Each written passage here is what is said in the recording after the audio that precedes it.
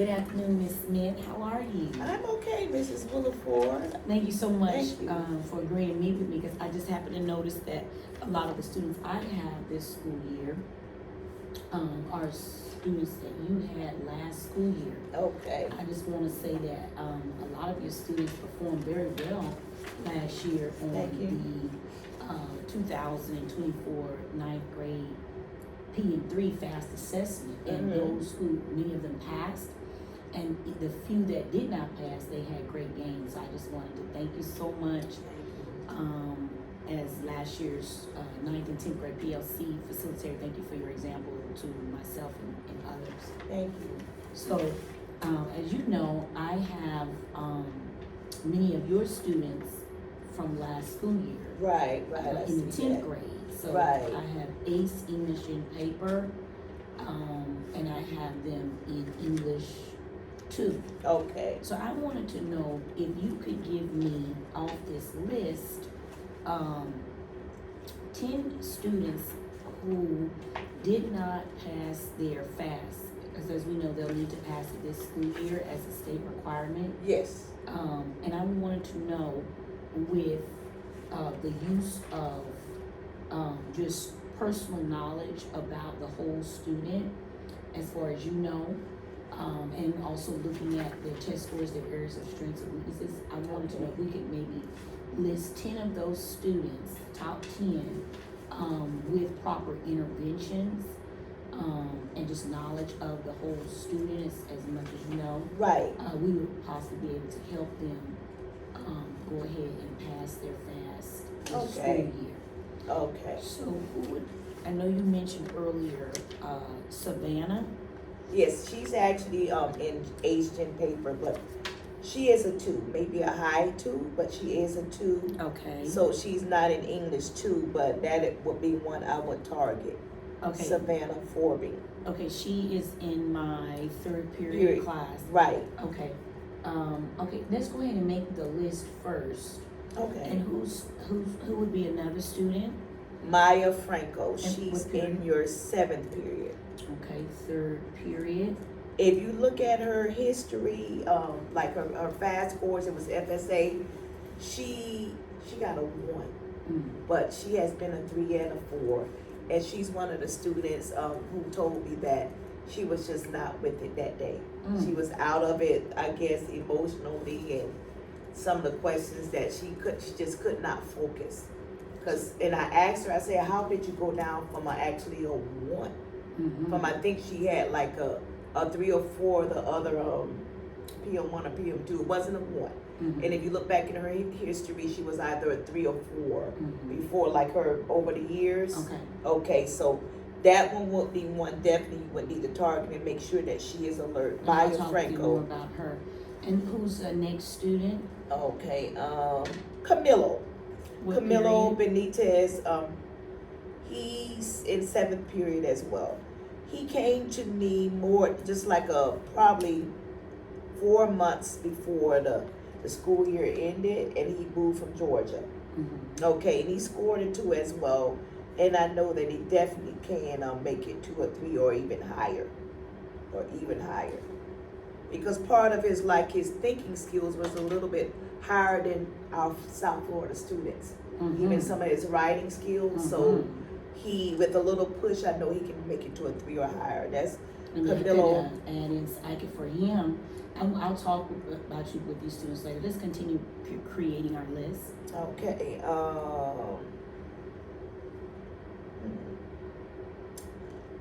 I'm still in that class. Mila Castillo, I was called Miss Castillo. I had a sister back in 10th grade a couple of years ago.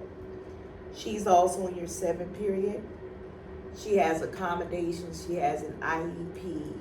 Okay, and it can, but if you work with her, I believe she's got a 1 or a 2. But if you work with her, she can get a 3 because her recall is excellent. Is when she goes to put things down on paper.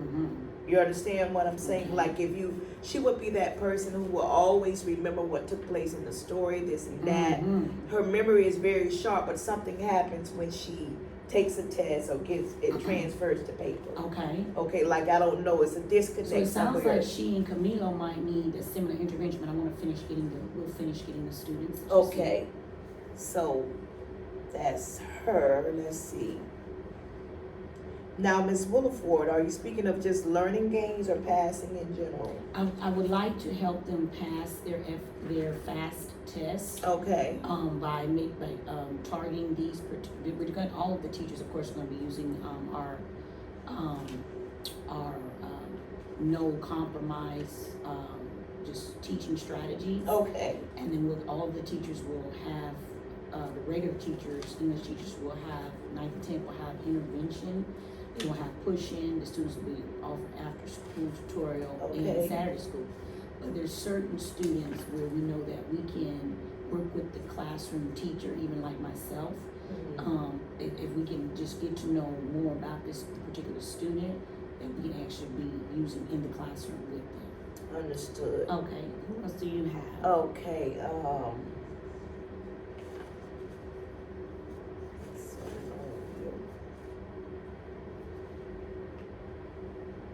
Okay, because I know that you have skill with students jumping, from a 1 to a 3. This young lady, I'm still stuck in 7th period. Okay. Is Nyla Sanchez. Okay. Nyla Sanchez. Nyla had intensive reading this year. Last year, I don't know. She may have it this year, and she scored a 1. Okay, PM3, let me tell you about Nyla, which is odd. Unlike many of the others who scored higher on PM3, PM1 she scored a 3. By the time she went to PM3, she was a 1. And I think at the she was digressing even in other classes. So before she can, I believe she can get back to a 3 again as long as she's focused. Okay. All right. And pushed too. Okay. Motivated, I believe that's the word. Okay. Well, let's pause a minute before we go to the next group and let's talk about, it sounds like Camilo and Myla could use the same intervention where we have the teacher. I think they're both in general age paper. No. Is Camilo? No, they're in your 7th period. I think quite a period. Yeah. Okay, they're in regular. Okay, you're right. They could benefit from extra writing about what they are reading. So it won't be extra like from the rest of the class, but they can benefit from writing about, say they read a part of a story in a class period. Right. So at the end of the class period, the teacher could ask them, the simplest of course, to summarize. The teacher could say, okay, what was the theme? The teacher could say, okay, what was the point of view?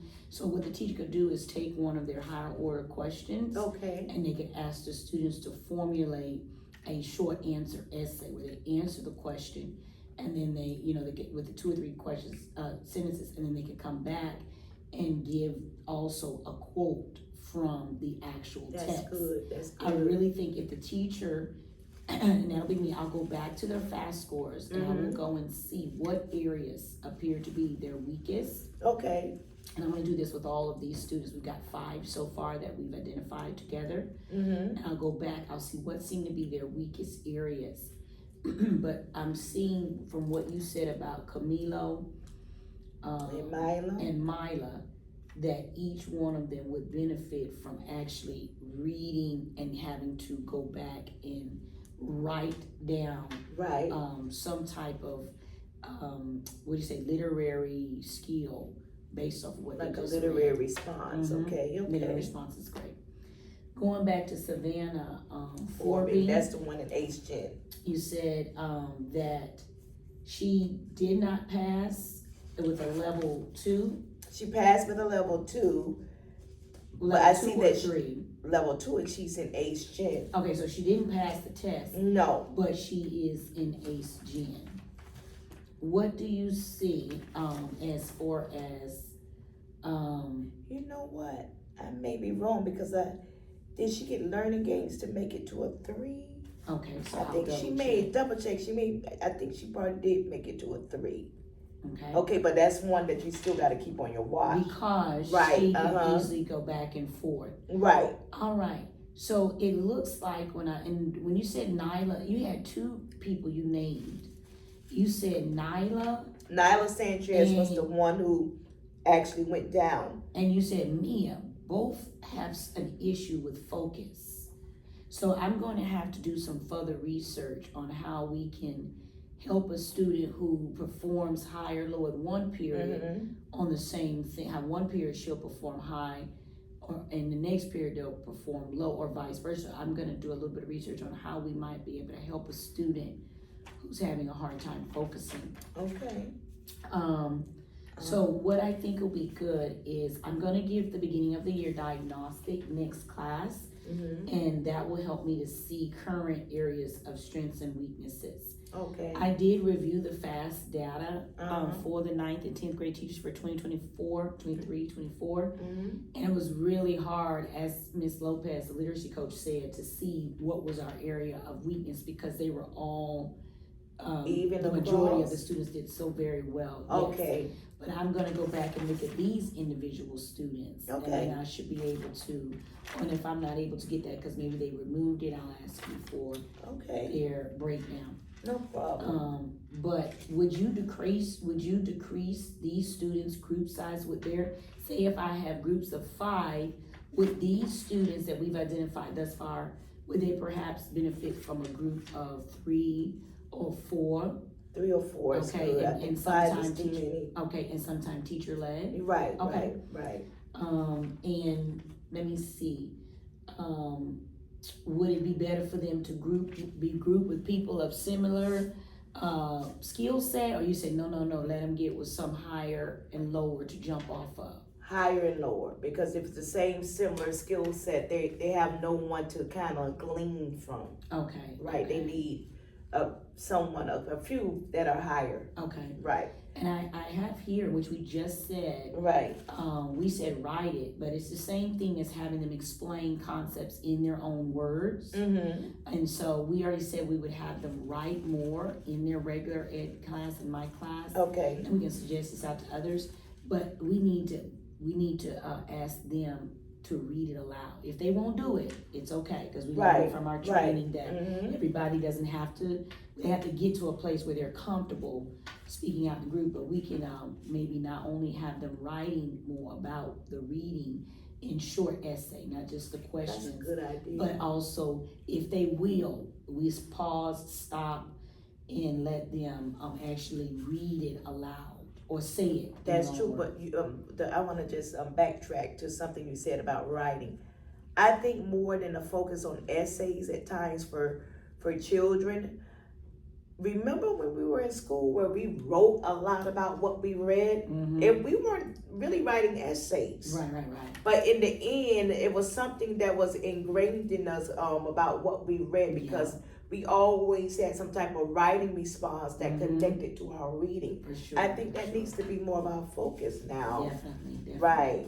And it's hard because when the pressure is on for the diagnostic, the state tests, this or that, not the diagnostic, but the end of the year state tests where there's no writing on it. You know, that's why I guess they brought back best writing. Right. But and so one thing that I definitely found last school year, for myself, and I think the rest of the team, which caused us to have such great success, was I will make sure I provide them explicit corrective feedback often. Okay. So I really think that was a key. And then something I think we talked about when I brought in, what was the worksheet set that I was really going to e-reading? Okay. I will provide them repeated opportunities to practice. I think that should, with that, I think we should be able to see if these 5 students, And when you get the opportunity, if you have five more students that you can keep that list. You can just. I have another one. Okay, before we end. This is the same class. Look at this. Christian Fabre. See him? Mm-hmm. Christian Fabre. He's in that 7th period as well. Christian also has potential to be a 3 or higher. Okay. Mm-hmm. I think Christian ended up with a 1. Mm-hmm. Okay. Why do you think he ended up with a level 1? Christian lost focus from as the days went by in general. Mm-hmm. He was not that student that he came Mm-hmm. at the beginning, and he became lazy. Okay. And certain things, Christian is one of those types, if you place him with someone who's a little bit higher, he's going to be sharpened as well too. Mm-hmm. If he's placed with lower, he's going to, just probably just go digress to that particular level. Okay. So Christian Fabrice is actually one that I can see being proficient. Okay. Mm-hmm. Yes. And that's why I did not, my regular English class, I did not do their seating charts yet, because I started, because have been doing attendance since we just started the school year. Right. I see their accommodations all, but I've been making little notes, because I can see I can't just do it alphabetically. Right. They really it has to be strategic, even the grouping when they start to do the rotating of the stations. So in that class, I saw it today, I started making my notes, mm-hmm. so that hopefully by the next time they come in, I will have, just that, not just alphabetical, not for that group, where it really was systematically situated through there, 2 levels. Mm-hmm. Where they sit for pair share, where they sit for the groups. So thank you so much for meeting with me. Thank you, I know we have a lot to do this year, but it's going to be a great school year.